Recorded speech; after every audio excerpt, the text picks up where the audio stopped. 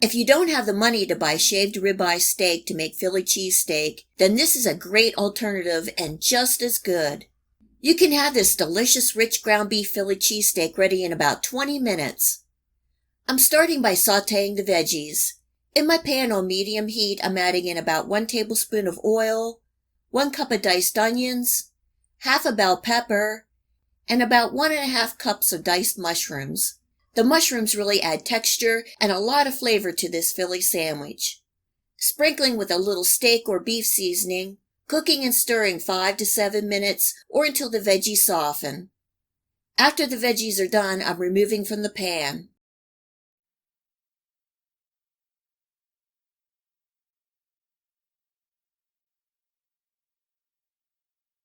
In the same pan on medium heat, I have 1 pound of lean ground beef, cooking and chopping until no longer pink.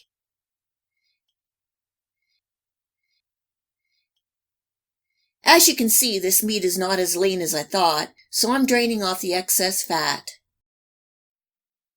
Sprinkling with a little more steak seasoning, adding in 1 clove of minced garlic, and 1 tablespoon each of ketchup and steak sauce. You can use your favorite steak sauce. It just adds a little more depth of flavor. A little sprinkle of black pepper, cooking and stirring for a couple minutes.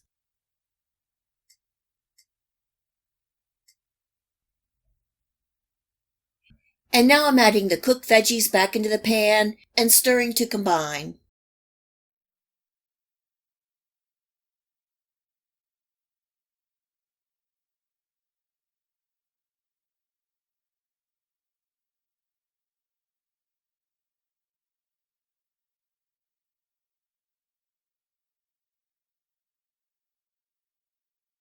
And now the cheese. I turned my heat off. You can add the cheese that you like. Tonight I have some shredded sharp cheddar cheese, and I really like Munster cheese. Putting my lid back on and letting the cheese melt.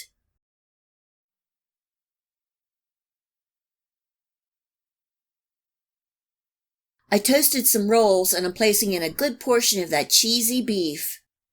You can put on some mayonnaise or any sauce that you like.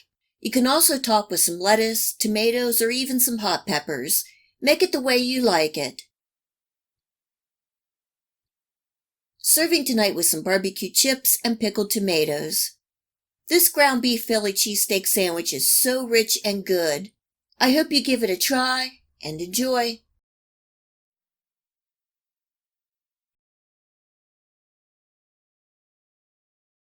My husband says you can make a sandwich out of anything. Put anything between 2 pieces of bread and call it a meal.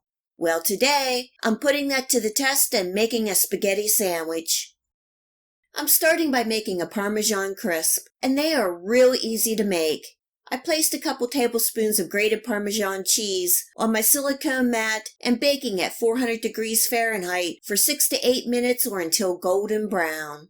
Let it cool and harden, and you have a nice cheesy and slightly salty Parmesan crisp that is great in a sandwich or a side accent. You can use any rolls or buns that you like. I'm putting on a spoonful of Basil Pesto. I think this will give the sandwich a pop and brightness. On goes a nice slice of tomato. And now the star of the show, the spaghetti. This is spaghetti I made with a meat sauce, and it also has some onions, bell peppers, and mushrooms. If you would like to see that video recipe, I will leave a link here and in the Show More section below. I warm the spaghetti in the microwave first. Putting on a good healthy serving and do the best you can. It can be a little messy, and it's supposed to be. I have both mozzarella and provolone cheese, so I'm putting a slice of mozzarella on one sandwich and provolone on the other. Baking at 400 degrees Fahrenheit for 6 to 8 minutes or just until the cheese is melted. And this is my spaghetti sandwich, topping with some fresh basil leaves, and don't forget the Parmesan crisp. This spaghetti sandwich has lots of flavor. You can really taste the basil pesto. The tomato adds some freshness and texture. The spaghetti really shines through. The melted cheese holds it all together and adds some creaminess. and the Parmesan crisp gives it some texture and a hint of saltiness. This spaghetti sandwich really turned out good, and I will be making them again.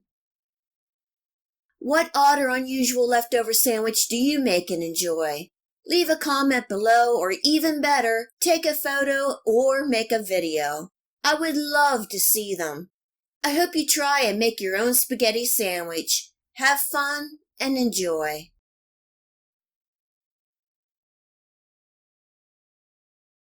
Tess, what is a bird dog, you may ask? It is a crispy chicken tender with crumbled crispy bacon, topped with a little cheese, drizzled with honey mustard, all on a toasted hot dog roll. Southern bird dogs are a popular Southern Carolina sandwich. With picnic season here, this is a great sandwich to add to the menu. You always have that one person who prefers chicken over beef or hot dogs. You can actually top this sandwich with anything that you like, but I'm going to show you how to make the traditional Southern bird dog. First, I'm cooking some bacon until crispy and crumbling into small pieces. You can buy honey mustard, or today I'm making from scratch. I have about a half a cup of mayonnaise, and I'm adding in 1 tablespoon each of prepared mustard, Dijon mustard, and I also have some stone ground mustard. 2 tablespoons of honey, 2 teaspoons of fresh lemon juice, and a pinch of salt and white pepper, giving that a good mix and refrigerating for at least an hour.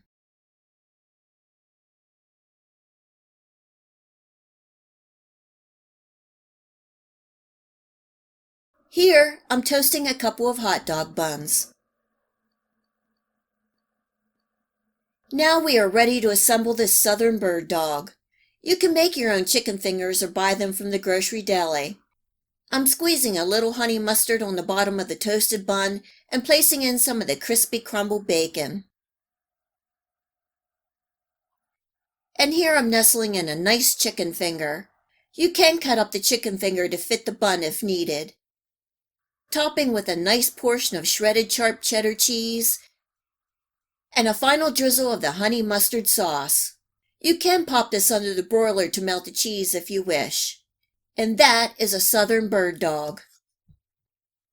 This Southern sandwich would be great served on a food truck, serving tonight with some creamed coleslaw and barbecue chips. I hope you give this Southern bird dog a try and enjoy. If you like this video recipe, please remember to hit the like and subscribe button to receive my future recipes. Please feel free to share my channel with your friends and family. It really helps my channel grow and it is greatly appreciated. And until next time, much love.